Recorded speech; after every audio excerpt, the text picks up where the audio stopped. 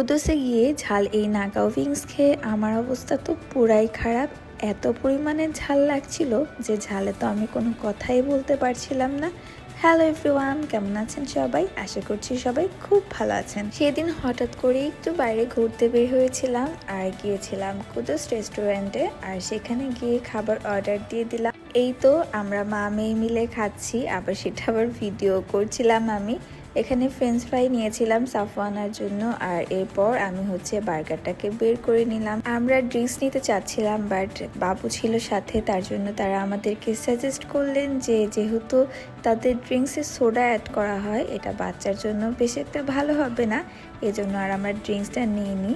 এই ইনফরমেশনটা দেওয়াতে আমার কাছে খুবই ভালো লেগেছে।